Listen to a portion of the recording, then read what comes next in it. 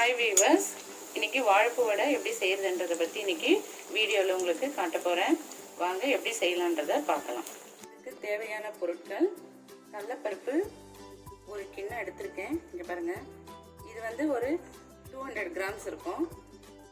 அதுக்கு ஈக்குவலாக வாழைப்பூ எடுத்திருக்கேன். இது நல்லா மோரில் போட்டு கட் பண்ணி போட்டு அதை வந்து பிழிஞ்சு எடுத்து வச்சுருக்கேன். நல்லா சோம்பு, சால்ட்டு, ஒரு ஆனியன் கட் பண்ணியிருக்கேன், 2 பச்சை மிளகா, ஒரு காஞ்ச மிளகா, கொத்தமல்லி கொஞ்சம் நிறைய போட்டால் நல்லாயிருக்கும். அதுக்கு தேவை இஞ்சி. இப்போ இது எல்லாத்தையும் நாம் வந்து மிக்சியில் அரைக்க போகிறோம். இஞ்சி ஃபஸ்ட்டு போடுறோம். அதில் இந்த காஞ்ச மிளகாவும் பச்சை மிளகாவும், கடலைப்பருப்பு,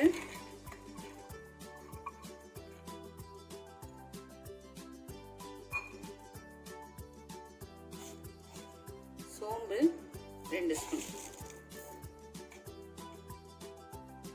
இப்போ நம்ம இதை ஃபஸ்ட்டு இதை மட்டும் அரைக்கிறோம்.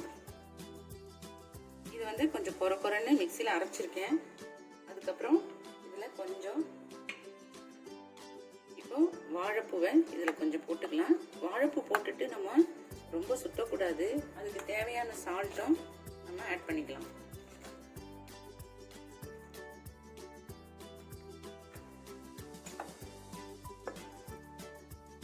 இது மாதிரி நல்லா ஒரு 2 சுத்து சுற்றி அரைச்சிக்கணும்.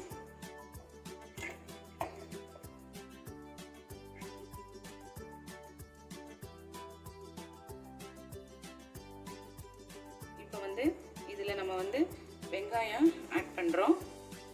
அதோட இந்த கொத்தமல்லியை நான் ஆட் பண்ணுறேன்.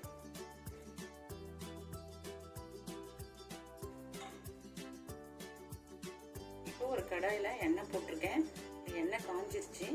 நான் ஃபஸ்ட்டு ஒரு இந்த மாவு பாருங்கள், ஃபஸ்ட்டு ஒன்று போட போகிறேன்.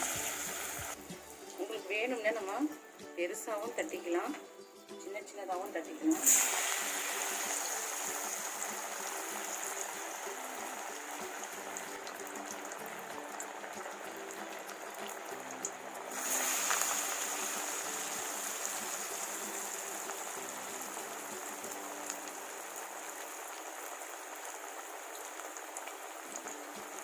இந்த மாதிரி சின்னதாகவும் தட்டலாம். உங்களுக்கு வேணும்னா ரொம்ப பெருசாகவும் தட்டிக்கலாம். நம்ம வீட்டில் இருக்க ஆளுங்களை பொறுத்து.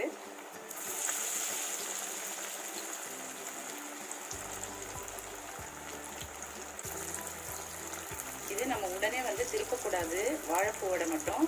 ஏன்னா வாழைப்பூ வந்து உதிராக தானே இருக்குது. நம்ம அதனால என்ன பண்ணணும், 1 நிமிஷம் விடணும், அதுக்கப்புறம் தான் திருப்பணும்.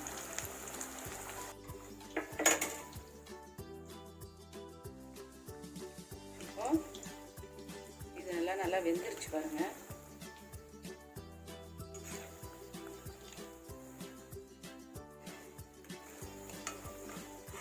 இது நல்லா வெந்துருச்சு. இது வந்து ரொம்ப பொறுமையாக தான் இந்த வடையை செய்யணும். நம்ம வெறும் கடலைப்பருப்பு வடைன்னா பிரச்சனை இல்லை. இதில் நம்ம வந்து வாழைப்பூ போட்டிருக்கிறதுனால போட்டதுமே திருப்பக்கூடாது. திருப்பினீங்கன்னா அப்படியே உதிர்ந்துடும் வடைலாம். ஸோ 1 நிமிஷம் இது மாதிரி வெந்ததுக்கப்புறம் ரொம்ப பொறுமையாக தான் இதை எடுக்கணும் நம்ம. ஆனால் சாப்பிட்றதுக்கு ரொம்ப டேஸ்ட்டாக இருக்கும், உடம்புக்கும் ரொம்ப நல்லது. வாழைப்பூ வந்து லேடிஸ்க்கெலாம் இந்த கர்ப்பப்பைக்கு ரொம்ப நல்லதுங்க. நல்லது.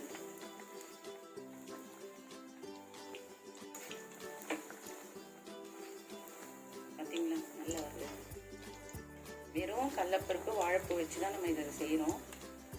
கொஞ்சம் இஞ்சி, ஏன்னா கடலைப்பருப்பு வந்து கேஸ் ஃபார்ம் ஆகும். ஸோ அதனால் இஞ்சி ஆட் பண்ணியிருக்கோம். பாருங்க, ரொம்ப நல்லா வந்திருக்கு, சூப்பராக இருக்குது. இப்பயே சாப்பிடணும் போல் இருக்குது. இதே மாதிரி நீங்களும் உங்கள் வீட்டில் ட்ரை பண்ணுங்கள். ஆனால் எண்ணெயில் போடும்போது மட்டும் கொஞ்சம் கேர்ஃபுல்லாக போடுங்க. ரொம்ப பொறுமை வேணும் இந்த மாதிரி டிஷ்ஷெல்லாம் நம்ம செய்யறதுக்கு. திருப்பும்போது கொஞ்சம் வெந்ததுக்கப்புறம் திருப்புங்க, இல்லைன்னா எண்ணெயில் அப்படியே பிரிஞ்சிரும். ரொம்ப நீங்களும் இதே மாதிரி உங்கள் வீட்டில் ட்ரை பண்ணுங்கள். உங்களுக்கு வேல்யூபிள் கமெண்ட்ஸ் எனக்கு தெரிவிங்க. லைக் பண்ணுங்கள், ஷேர் பண்ணுங்கள். நன்றி நேயர்களே.